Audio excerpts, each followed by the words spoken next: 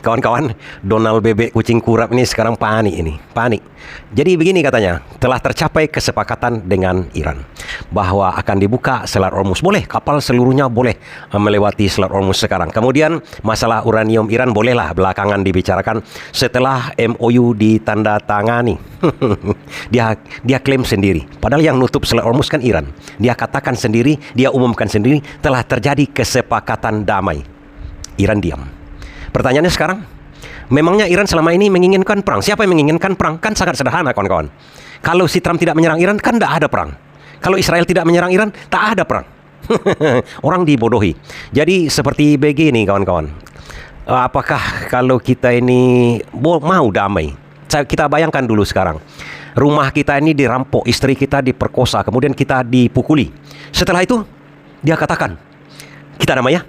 Oh, lontong pecel. Tidak begitu cara logikanya pemerintahan Iran. Kenapa tidak logikanya seperti itu? Dalam Islam, karena kita percaya pemerintahan Iran itu sekarang melaksanakan pemerintahan ekonomi politiknya secara Islam dengan kafah.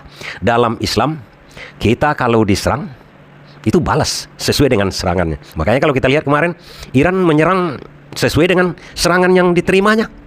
Sangat sederhana, adil. Bisa saja sampai sekarang misalnya Iran bombardir semua, habiskan itu rudal-rudal, habiskan drone-nya. Tapi tidak, dalam Islam tidak dibenarkan seperti itu. Kita tidak boleh menzalimi. Itu yang kita yakini sebagai orang yang beragama Islam, dan Iran menjalankan itu. Kita bisa melihat track recordnya dari kemarin-kemarin, dan tak pernah mungkir janji. Perjanjian tak pernah diingkari oleh Iran. Dan serangan-serangan yang dilakukan oleh Iran, kalau kita lihat kan, itu rata-rata kan namanya true promise. Apa namanya itu, janji suci, janji yang menepati janji. Bagaimana dengan si banjingan yang namanya Trump? Perampok ini kan, perampok, pembunuh, pendusta, pembohong, munafik. Apa kita bisa percaya? Apa dunia bisa percaya? Apakah dunia ini bodoh dipikir oleh si Trump dan Netanyahu? Ini saya bagikan rahasianya sekarang, kawan-kawan. Ini adalah tanda kepanikan dari Trump melihat naik daunnya Iran saat ini. Apa tanda-tanda paniknya? Kita harus dilihat di belakang ini. Kata Trump, kalau dia sudah terjadi kesepakatan damai dengan Iran, dia ingin menurunkan minyak bumi. Dan memang minyak bumi sekarang turun. Ini orang-orang di dunia ini sekarang kan perdagangan adalah perdagangan jahiliyah. Isu dari si Trump ini berpengaruh sekali.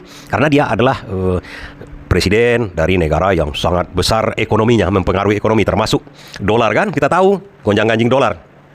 Tapi saya ingin membagikan kepanikan Trump di belakang itu. Apa kepanikan Trump? Kepanikan dari Trump si Donald BB ini adalah karena si Netanyahu. Netanyahu selalu menginginkan perang terus berlanjut. Apapun ceritanya, perang harus dilanjutkan. Mau mati si Trump, mau beol dia celana, pakai popok dia menginginkan. Terus, dia tidak peduli. Sementara Trump menginginkan jabatan presidennya. Kalau dia teruskan perangnya, sebentar lagi dia kena impeachment. November nanti sudah bisa dipastikan 99,999% dia akan diimpeach. Karena waktu kemarin ada survei-surveinya sudah mengatakan begitu.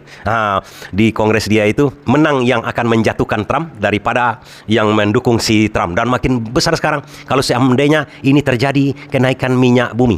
Minyak di Amerika itu sesuai dengan harga pasar. Tidak ada subsidi-subsidi. Harga pasar melonjak, ditutup Iran, Selat Hormuz, selesai itu minyak di Amerika. Itu satu.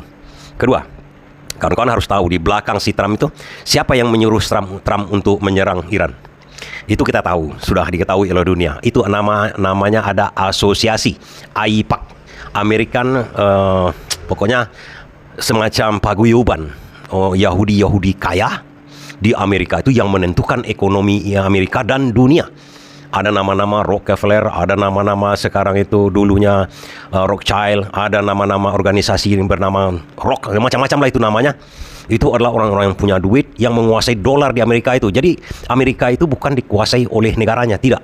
Kalau ekonominya itu dikuasai oleh swasta. Orang-orang Yahudi itulah orang-orang kaya, orang-orang menentukan ekonomi. Dan politik ditentukan oleh ekonomi. Karena uang bermain di situ. Kawan-kawan tahu, tidak ada presiden Amerika itu yang orang miskin kan? Kenapa tak ada orang miskin? Karena itu biaya untuk kampanye, biaya menjadi presiden itu besar sekali. Dan biayanya itu walaupun dia kaya, orang kaya ini rata-rata pelit. Dia tidak mau mengeluarkan uangnya. Kalau bisa dia tidak mengeluarkan uang, malah mendapat uang. Nah, itu yang terjadi. Dia cari sponsor namanya. Sponsornya adalah AIPAC itu. AIPAC itu siapa? Itu adalah orang gabungan orang-orang yang mendirikan, yang mendanai kependirian negara Yahudi yang bernama Israel. Saya jelaskan saja kawan-kawan. Ini tabu sebenarnya, tapi kita bongkar saja di sini. Itulah orang-orang yang mendirikan negara Israel. Orang itulah yang mendanai si seluruh presiden Amerika. Dan orang-orang itu tidak menginginkan Trump menghentikan perang. Rakyat menginginkan Trump menghentikan perang dengan Iran. Tapi AIPAC ini tidak. Kenapa AIPAC ini tidak? Karena si Netanyahu meminta itu. Kenapa si Netanyahu meminta itu? Kalau seandainya Iran tidak diserang saat ini, Iran akan merajalela. Contohnya Hizbullah, contohnya Hamas nanti, contohnya Houthi. Proksi-proksi Iran akan diperkuat habis-habisan oleh Iran. Habis-habisan. Apalagi Iran sudah menjadi penguasa sekarang di Timur Tengah. Kenapa menjadi penguasa di Timur Tengah? Hampir semua negara-negara penduduknya sudah pro kepada Iran. Ini di belakang layar saya katakan, data-data intelijen. Hanya elit-elit politik dia. Raja-rajanya itu yang menguasai minyak, yang menguasai kekayaan aja. Rakyatnya yang miskin, yang selama ini dilihat mereka itu ya tidak mendapatkan apa-apa dari emir-emirnya itu. Sementara dia lihat Iran itu sekarang terbuka matanya, penduduknya sejahtera. Oh, lontong pecel ini katanya. Negara kita kaya katanya. Sama juga dengan negara kita kawan-kawan. Katanya kaya, tapi banyak kita yang miskin. Nah, itu dilihat orang itu juga seperti itu di situ. Bahrain, Uni Emirat Arab, Arab Saudi. Elitnya bukan main, pakai Porsche, pakai macam-macam. Tapi rakyatnya banyak yang miskin. Cobalah tengok, banyak konten kreator sekarang sudah menelitinya. Bagaimana orang-orang di pendalaman Arab itu cuma berkemah-kemah aja lagi, nggak ada punya rumah, macam-macam kan? Kan bisa kita lihat, bisa kita perhatikan, itu fakta. Mereka itu sudah tidak senang. Lebih bagus mati daripada diperintah oleh elit-elit yang kurang ajar ini katanya. Malahan mendukung Israel, mendukung Amerika. Itu semua sudah berpro kepada Iran. Itu yang ditakutkan oleh Israel. Kalau seandainya Iran ini mulai merajalela. Karena memang Iran sudah mulai merajalela. Kenapa? Karena Iran melaksanakan agama Islam dengan kafah. Kenapa kafah? Dalam Islam ada juga rampasan perang namanya. Rampasan perang itu konimah namanya kawan-kawan. Konimah itu dilaksanakan di zaman Nabi-Nabi dulu. Kalau orang sudah menyerang kita, menyerang umat Islam seperti zaman Nabi-Nabi dulu, kemudian mereka kalah, itu harus diambil harta mereka itu. Harus dirampas harta mereka itu. Iran sudah diserang oleh siapa? Oleh Amerika. Tapi melalui siapa? Teman-temannya, Arab Saudi, Kuwait, Bahrain, Qatar, dan lain-lain. Kalau mereka tidak mendukung Iran, tidak membayar ganti rugi yang diminta oleh Iran, mereka akan dirampas. Negaranya akan dicaplok. Emir-emirnya akan dibuang. Tapi itu pelan kawan-kawan. Santai. Islam tidak seperti itu juga. Dengan kasar. Itu secara kasarnya. Secara halus nanti. Emir, raja-raja Arab, kalau kalian tidak takluk, kalian minggir di situ. Kalau tidak minggir, ini drone kami kirimkan per hari sekian buah, begitu kira-kira. Kalau pangkalan Amerika sekarang sudah dihancurkan oleh Iran, udah hancur total ini pangkalan Amerika di situ, kan itu target Iran. Iran kan pintar, itu yang dihancurkannya dulu. Nah, kalau emir itu gampang, selesai sama dia, dijentik telinga habis itu pikiran Iran, dan memang begitu. Amerika sudah panik karena pangkalan-pangkalannya hancur, rugi total. Mereka selalu berhitung masalah ekonomi tentang perang ini. Sudah hancur. Apalagi kekuatan untuk mempertahankan Arab Saudi, mempertahankan Bahrain. Habis ini kalau sempat itu sudah pro kepada Iran, Israel hanya tinggal menunggu. Mengap-mengap begitu. Selesai begitu kan? Itu sebenarnya yang jadi masalah sekarang nih. Makanya kalau dikatakan oleh Trump damai, itu hanya strategi saja itu. Strategi saja. Tak akan pernah berhenti perang kawan-kawan. Itu harus kita sadari dulu itu. Di situ kita, kalau memang sudah berhenti perang atau Amerika tidak menyerang Iran lagi, sudah dari dulu, nggak usah diserang Iran dari awal kan? Yang minta damai itu siapa? Siapa yang minta damai? Yang minta damai salah langkah. Akhirnya apa? Keuntungan kepada Iran. Keuntungannya apa? Selat Hormuz sudah dibuatkan undang-undang oleh Iran. Itu bukan perairan internasional. Kalau mau lewat seperti klaim Amerika sekarang, kan ketakutan dari Trump itu sekarang. Ketakutannya ini, Selat Hormuz itu sudah dibuatkan undang-undang oleh Iran. Iran tidak menandatangani perjanjian-perjanjian laut, itu tak ada ditandatanganinya. Tidak mau dia. Laut itu milik Allah katanya kan. Nah, kalau sekarang karena perang ini menjadi milik saya. Gampang sama dia kan. Sudah dibuatkan undang-undang, halal sama dia lagi mengambil itu iuran di situ. Kan gampang saja. Ini yang ditakutkan oleh mereka. Kalau bayar iuran di situ, berarti harga minyak tetap naik. Di Amerika tetap juga naik harganya. Si Trump berhenti, digantikanlah oleh presiden baru, wakil presiden, tetap juga Iran akan diserang kawan-kawan. Tapi itulah keuntungan kepada Iran saat ini. Masuk kita, kan itu sudah saya jelaskan sedikit tentang itu kan. Adanya organisasi yang menguasai Amerika dan menguasai Israel. AIPAC itu pengkal balanya. Mereka itulah yang menginginkan si Trump itu. Mereka tidak peduli si Trump ini mau duduk jadi presiden, mau kucing kurap, mau jadi gila, mau mati, tidak peduli dia. Jadi ancaman sama Trump ini sekarang dua kawan-kawan. Dua. Presiden Amerika yang dulu yang meninggal karena ditembak. Itu adalah, kalau teori konspirasinya, adalah konspirasi yang menembak itu bukan siapa-siapa. Itulah orang yang menaikkan dia, itulah yang menembak dia. Kenapa Kennedy ditembak? Karena Kennedy tidak mau lagi patuh kepada mereka, ditembak. Ancamannya itu, nih saya kasih uang tuh, menang kau kan? Nah, laksanakan. Dia udah jadi jongos itu, jongos AIPA ini. Nih, serang itu habis-habisan, serang itu. Kalau enggak kau serang, atau kau macam-macam, kau tum. Jadi dua yang membuat si Trump takut sekarang. Fatwa dari Moncabah yang mengatakan ada hadiah untuk parlemen Iran, mengatakan bahwa ada hadiah $1 miliar untuk kepala si Trump. Artinya nyawa si Trump ini sudah di ujung tanduk. Tidak ada cerita lagi. Jadi dua macam dia ini. Kalau tidak mati, kalau tidak turun jadi presiden. Dia pilih yang mungkin jadi turun jadi presiden November nanti. Serangan ini akan berlanjut. Dan ini diketahui oleh Iran. Udah diketahui oleh Iran. Makanya Iran pada saat ini yang dia lebih fokuskan sekarang adalah menguasai untuk daerah Arab. Dia akan tahu Lebanon, tempatnya Hizbullah, akan terus diserang oleh Israel. Israel tak akan mau ini berdamai dengan Iran, dan Iran pun tak akan mau berdamai. Kenapa Iran tidak mau berdamai? Hamas adalah proksi Iran di Palestina. Dari dulu sampai sekarang Hamas melawan dengan Israel. Artinya dari dulu sampai sekarang Iran itu tak pernah mau berdamai dengan Israel. Sepanjang Israel tidak mau mengakui Palestina, hengkang dari Palestina. Dia tujuan dari Iran ini sederhana. Hengkanglah kalian dari Palestina, Hamas yang berkuasa di situ. Berarti Iran ada di situ. Hengkanglah kalian dari Lebanon, jangan serang lagi Lebanon. Lebanon adalah milik Iran. Houthi di Yaman juga begitu.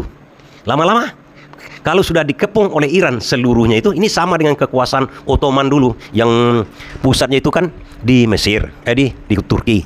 Itulah yang sedang dilaksanakan oleh Iran saat ini. Oh, kata si Trump damai, damailah kau sendiri ya. Kalian kan damai sendiri. Yang perang sekarang bukan antara Iran dengan Amerika sebenarnya, antara Trump dengan kolega-kolega dia di sana. Itu yang membuat si Trump itu panik. Kalau menurut saya di sini memang ini karena strategi Iran sebenarnya.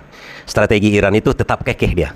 Dia mengatakan Iran ini tidak pernah dia mengatakan mau perang kan, dan itu dibuktikan dia kan. Dia tidak mau menyerang kalau tidak diserang. Hanya satu kemarin, pada waktu Lebanon diserang oleh Israel. Nah, artinya dia diserang juga. Hizbullah adalah proksi dia. Jangan serang Lebanon, kata Hizbullah. Tapi itu bang dulu tidak pernah dilakukan oleh Iran. Akhirnya dia hajarnya lagi Israel. Ini sebagai pencerahan kepada kita kawan-kawan, bahwa Iran ini tidak mau dikadali lagi. Kenapa saya katakan begitu? Iran sudah berkali-kali, kita sebagai orang Islam mungkin sekali mau kita kena tipu. Kedua kali mau, ketiga kali mungkin tidak lagi. Apalagi ini sudah menyangkut ada hutang-hutang namanya. Yang saya katakan tadi itu masalah konimah. Iran kan meminta ganti rugi itu, yang diblokir oleh Amerika dengan sekutu-sekutunya di negara-negara Arab juga. Duit Iran itu ada sekitar $100 miliar. Nah, kemudian Iran sekarang sudah menghitung ada kerugian yang dideritanya sekitar $300 miliar. Kawan-kawan bayangkan sendiri, pakai kalkulator menghitungnya, dengan $1 itu adalah 18.000, 17.000 sekarang kan, istilah 17.000, hampir 18.000 lah. Hitung sendiri ya. Dan kemudian ada kemarin yang sudah kena tipu, tapi dibantah oleh Uni Emirat Arab kan. Kata Uni Emirat Arab, Trump kan kemarin di belakang layar sudah membayar dengan $3 miliar. Itu melalui uang Kuwait, uang dari Uni Emirat Arab. Sudah digelontorkan ke Iran dengan pesawat nomor sekian-sekian yang dikatakan oleh pengamat Timur Tengah, Pak Pita itu mengatakannya. Dia tahu nomor pesawatnya berdasarkan data intelijen, dan sudah dibayarkan $3 miliar itu. Ditipu Trump kan. Artinya ini sogokan kepada Iran. Itu menurut Trump, karena Iran sudah disogok dengan $3 miliar, Iran mau berdamai. Padahal ini di belakang layar, padahal ini adalah tipuan dari Iran. Ditipunya mentah-mentah, kemudian dibantah oleh Uni Emirat Arab. Padahal pesawatnya sudah datang, sudah bongkar muatan di Iran. Artinya kalau kita sekarang melihatnya ini semacam strategi yang betul-betul cerdik dari Iran. Dia diam-diam aja sekarang bantah. Satu-satunya yang berbicara itu adalah Abbas Araghchi. Nah, ini Abbas Araghchi adalah Menteri Luar Negeri yang pintar berdiplomasi. Jadi diplomasi dia itu artinya begini kawan-kawan. Kalau dalam dunia diplomasi itu jangan mengatakan jangan berdusta. Nah, jangan berdusta. Kawan bisa bayangkan ke arti kalimatnya. Tapi jangan mengatakan yang sebenarnya. Itulah arti diplomasi di zaman sekarang. Jadi artinya apa? Nah, kawan-kawan bayangkan apa yang dikatakan Abbas Araghchi itu bukan mengatakan yang sebenarnya, tapi dia tidak bohong. Jadi dia muter-muter sebenarnya. Nah, ini terjebaklah si Trump, bayar $3 miliar. Katanya Iran sudah setuju, padahal Iran tak pernah setuju. Iran setuju, udah nggak usah kalian masuk sini, nggak usah serang saya, kan sudah terjadi perdamaian. Kemudian Selat Ormus sudah saya kuasai. Kenapa saya kuasai? Karena sudah kalian serang kami. Kemudian seluruh negara-negara Arab di sekitar itu sudah wajib kepada kami membayar. Kalau tidak membayar kepada kami, Karena kalian sudah menyerang saya juga, kalian akan saya caplok, tapi pelan-pelan. Dan pangkalan-pangkalan Amerika pembacking kalian sudah kami hancurkan. Kan itu sangat sederhana aja kawan-kawan. Itu menurut pandangan saya, dan itu akan terjadi kawan-kawan. Akan terjadi. Apa yang akan terjadi? Banyak pengamat mengatakan begini kawan-kawan. Iran sekarang ini sudah menjadi penguasa Timur Tengah. Apa artinya lagi nantinya? Nantinya Iran itu akan menjadi pusat wisata umat Islam dunia. Kenapa begitu? Umat Islam dunia sudah mulai melihat sekarang. Kenapa kok Iran itu sejahtera? Kenapa kok Iran itu dicintai oleh pemimpin Iran itu dicintai oleh rakyatnya? Kenapa? Ya orang ingin tahu ada apa di Iran itu, apa yang dipelajari mereka, bagaimana sekolah mereka, bagaimana kehidupan mereka, semua ingin tahu. Dan mereka mendengar lagi cerita-cerita itu. Orangnya ramah-ramah, perempuan-perempuannya bersekolah tinggi, ilmu pengetahuannya, logikanya hebat, macam-macam. Orang ingin ke sana, bahkan orang ingin menuntut ilmu di sana. Kenapa? Karena Iran ini berhasil membawa Islam, bukan membawa Islam sebenarnya. Berhasil mengamalkan Islam secara kafah sehingga dia bisa kuat, sehingga negaranya bisa makmur. Makmur bagi Iran, bagi Islam kan berbeda standar dengan Barat. Makmur bagi sebuah negara Islam adalah rakyatnya makan, rakyatnya makmur, rakyatnya berpendidikan, rakyatnya itu sejahtera dan melindungi pemimpin yang mencintai pemimpin, dan pemimpin yang melindungi mereka, pemimpin dengan yang memerintah dengan rakyatnya sama-sama mengamalkan Islam dengan kafah. Terjadi keadilan. Rata keadilan di situ. Kok begitu ya? Orang ingin ke sana, wisata, sumber ekonomi baru bagi Iran. Berbeda standar ekonomi, standar kemakmuran bagi Barat kan begini. Orang kaya diperkaya, orang miskin dimusnahkan. Sama juga dengan negara Konoha kan, elit-elit, partai-partai, elit-elit dari pemerintahan, elit oligarki, kaya-kaya, rakyat tambah miskin, lapangan kerja makin susah. Di Iran dilihat orang, kok tidak ada yang menganggur? Kenapa tidak ada yang menganggur? Karena perusahaan-perusahaan, industri-industri di situ dikuasai oleh negara. Itu adalah sumber penghasilan negara, sumber daya alamnya dipergunakan untuk negara, bukan seperti di negara-negara Barat, negara-negara lain. Sumber daya alamnya dikuasai oleh swasta, dikuasai oleh asing. Bukan untuk rakyat, bukan untuk negara, tapi untuk banjingan-banjingan yang berkuasa. Banjingan-banjingan yang jadi swasta itu. Tujuan mereka adalah memupuk kekayaan sebanyak-banyaknya. Orang menganggur, rakyat menganggur, tidak peduli dia. Tapi di Iran tidak. Dibuatlah untuk negara semua. Sumber minyaknya itu. Untuk negara, pabrik-pabrik dibikin untuk membuka lapangan-lapangan kerja. Apapun pabrik. Ada orang menganggur misalnya 500 orang di Iran sekarang. Di catatannya itu. Ada yang akan tamat ini contohnya. Dari universitas-universitas atau STM, sekolah menengah. Harus dicarikan lapangan kerja. Buka pabrik baru. Loh, kok bisa? Pabrik apa? Pabrik slop, pabrik baju, pabrik kacamata, pabrik apa aja. Tujuannya adalah untuk menampung lapangan kerja yang membludak ini. Kenapa bisa buka pabrik baru? Kenapa bisa teknologinya mereka? Kenapa uangnya ada? Kenapa modalnya ada? Karena sumber daya alamnya masuk ke negara, dijadikan modal untuk itu. Nggak seperti di sini. Yes, sumber daya alamnya masuk kayak oligarki. Oligarki nggak mau buka perusahaan, lari ke luar negeri. Nah, negara akhirnya membuka pabrik-pabrik, membuka apa-apa, hutang. Di Iran tak boleh berhutang. Kenapa tidak boleh berhutang? Karena dia menjalankan agama Islam dengan kafah. Di Islam tidak boleh berhutang. Berhutang negara apalagi berhutang, apalagi pakai bunga. Orang ingin tahu, kawan-kawan ingin tahu. Oh, kok begitu ya? Enak sekali hidup di situ, serba murah di situ, makan serba murah. Wisata rohani, kawan-kawan. Ini akan terjadi. Begitu saja dulu ya. Terima kasih. Itu mengenai kepanikan Trump. Oke? Berarti Trump sebentar lagi dengan antek-anteknya berangkat dari Timur Tengah itu. Itu memang sudah sunatullah kayaknya. Karena Tuhan sedang memperlihatkan kepada kita kebenaran agama Islam, kawan-kawan. Terima kasih.